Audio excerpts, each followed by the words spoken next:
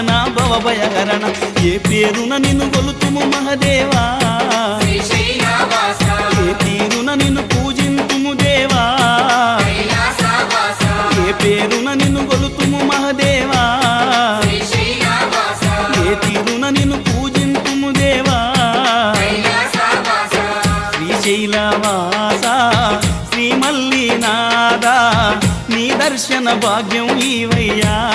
మా జ్యోతిర్లింగా ఈ జన్మకు మోక్షం ఈవయ్యా ఓం జై జగదీశ